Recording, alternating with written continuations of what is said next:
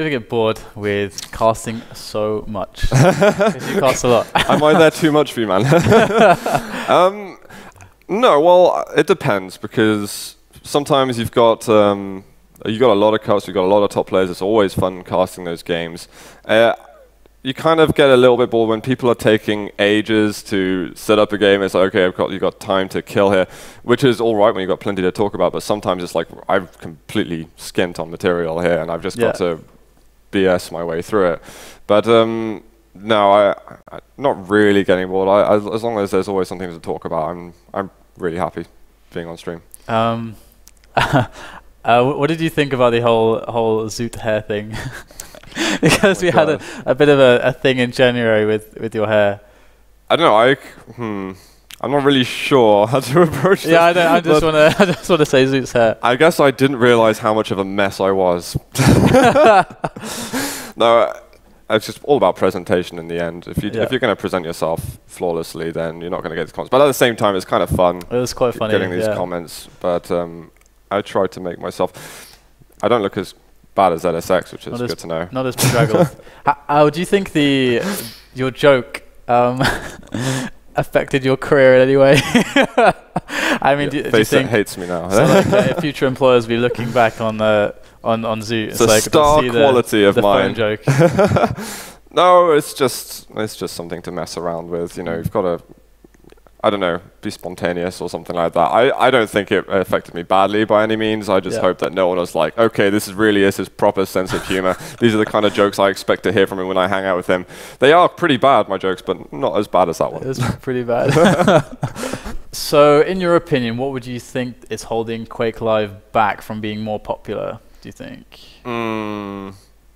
Well, it always comes back to the kind of id Software needs to have those features enabled that are just, as every game now, as things are modernizing, you've just got to have more and more features really to bring players together to get those games in action. I could list a load of them, but I feel like it's fairly counterproductive right now. But yeah, it's just that they need to get with the times. I think that's fair.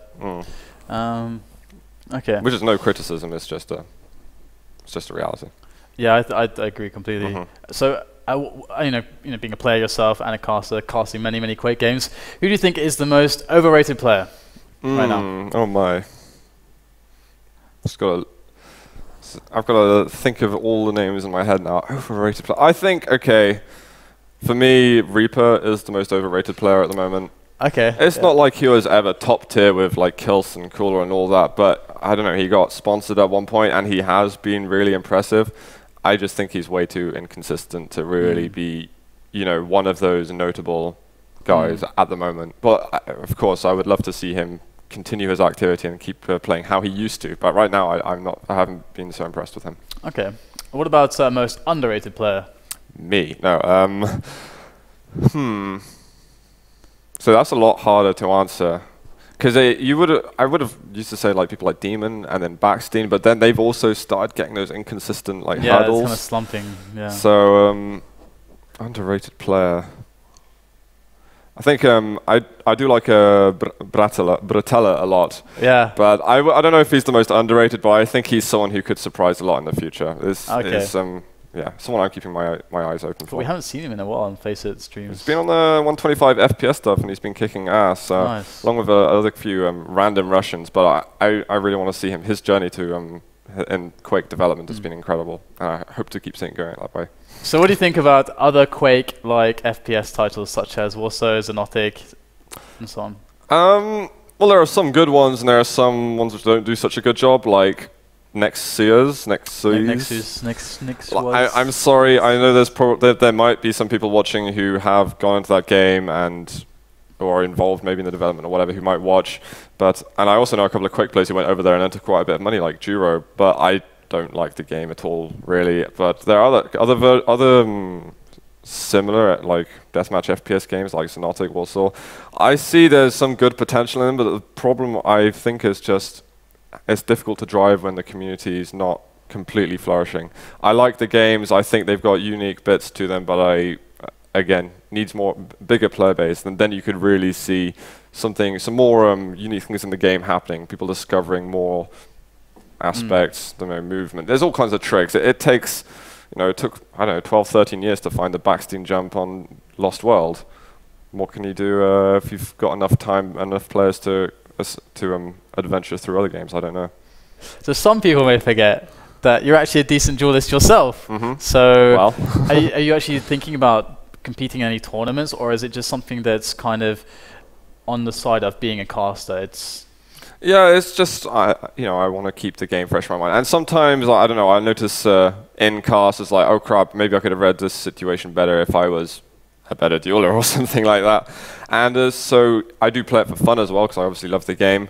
But if I had an opportunity in the future, I would compete. Like, I think that I could become, it's not unrealistic at all for me to potentially be #1 UK dueler at some point, because ZSX, well, he's like barely plays and he's rubbish, and Garpy's not there anymore. There's a couple of others which I think, with a couple of weeks of practice I could probably beat, and yeah, because UK duelers in general. Okay, I'm going to start playing again. Yeah, I'm going to watch out for you. I can't let this happen. I think in general UK duelers aren't really that great. Yeah, they've never been known for a strong dueling scene. I think there's room for at least someone to be up there and showing off, but not necessarily myself. Yeah, so where's your elo at the moment? 1,947. I checked it very recently. Okay. I beat Ince a couple of times recently. Yeah. But he's my color caster back at home, so it feels good when I can say that. But no, he goes easy on me, and I get to farm elo, and it's good. I'm still making my way to 2,000. Eventually, I'll get there. So, as you said before, you've done QuakeCon, you've done DreamHack. What is your fondest memory from an event that you've participated at or casted at? I think QuakeCon last year was, of course, being on the other side of the screen and watching it outside, it probably wasn't as impressive because of course, we all know some of the technical issues, etc., that went on and stream delays, whatever. But when I was there, man, the atmosphere was immense, especially when you got to the finals. The crowd, for me, it was, the crowd, it was just sensational. The sound, and then all the little cutscene videos. I was really impressed by the way that the Americans responded to the games that like Cypher.hang, the CTFers, and even like the open duelers were giving. For me, it was an atmosphere that really made me want it more, and I hope to see it again. Nice. So coming from the fondest, we always have to ask, what was the crappiest thing that happened to you, or whatever, worst memory from an event? Well, at events, I don't know, they can get really like just physically exhausting at some point. I think when I was at Adroits, I got to the point where I was completely running out of steam. I had nothing left in the tank. The event itself was fine, but I feel myself, I didn't really feel good in my own abilities at that event. And these Czech guys, was when I lived in Prague as well, the Czech guys brought me home and they're like, okay, we've got to keep the drivers awake. I was like, yeah. And 10 minutes later, I fell asleep for 8 hours of driving. I was like, I just feel like it wasn't my biggest highlight. It's funny because it's usually, when I ask that question, it's usually something to do with sleep, whether it's like I had to sleep outside or the bed was really terrible or something. It's always like related to that kind of endurance aspect. Pretty much, yeah. Okay, so let's talk about yourself a little bit more. You said you were, in the past you played on stage, playing bass and stuff like that. So do you still play any musical instruments, or is it taking a back seat in your life? It's a bit more of a backseat at the moment, but it's something I really don't want to forget how to do, because I think it's a skill that's, okay, it's not like it's unique or rare to be able to play an instrument, but it's something that you maybe want to remember for later family situations, or if you ever want a hobby when you're older. I want to make sure I don't forget how to play bass. I occasionally try and have a strum on a guitar every couple of weeks, basically. It's a cheeky little strum here and there. Yeah, when no one's looking. Okay, so what about like your education? What are you doing for people who don't know, and what are your expectations there? I'm in university at the moment. I'm in my 2nd year, and next year I'm taking a year out. I'll be working at some random company doing God knows what. And then, of course, I've got my last year. And once I've got my degree, I don't know. I don't know what I'm doing afterward, but I'm just studying international business right now and trying to get a respectable mark from it. So do you have like just irrespective of everything else, do you have a dream, you know, somewhere you see yourself in 10 years? Just what would that be for you?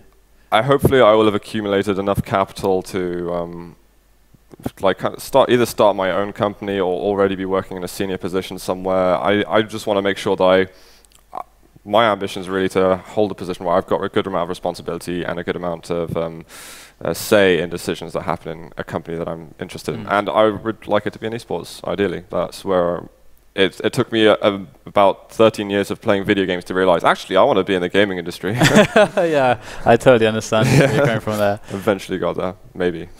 Is there something about you or your personal life or something that you think the Quake-like community deserves to know? Or is there nothing? Are you an open book? To be honest, I tell people more or less everything that goes on with myself, so I don't really have that much to hide, because on my streams at home, I usually blurt out whatever rubbish is going on at the moment. So yeah. I mean, okay. No, I think you guys probably know the bulk of it. Actually, I have a last question for you. So what's your favorite hero in Dota? My favorite hero in Dota? Yeah. Oh my god. I know you're playing a lot of Dota. I know that's a horrible question. If people ask me that, I'm like, well, it depends on the game. Yeah. It depends on the match. The thing is, I'm still in that period where I kind of play a bit of everything, and I'm still really finding out which is my favorite to play. But okay, what do you like? Support, carry, or you know? I do like playing carry or mid. To be honest, I so like having the responsibility of pushing the game forward. Even though I respect support, I see myself more. I see myself playing more of a carry role. Okay. Even if I'm shit at it still. So, do you have any shout-outs or plugs you want to make as we close this out? Yeah, well, this is kind of weird because I always ask these questions, I never get to answer it, but yeah, thanks to anyone who's been supporting me, been watching my work, and has followed my progression, really helped me along the way. Of course, you can find me on Facebook, twitter.com/ZootLive, and of course my Twitch channel, .tv/ZootLive, and I'll be streaming there regularly and forever. Thanks, well, take note, guys. So thanks, Zoot, so much for letting us interview you before the show. Of course, we're about to cast for 10 hours. Let's do it. So that's it for this episode of FACEIT Profiles with Zoot here. You can look forward to the new episodes. They will be coming up on our YouTube channel, FACEIT.com, of course. So make sure to check it out for that and also other content. And we'll see you next time.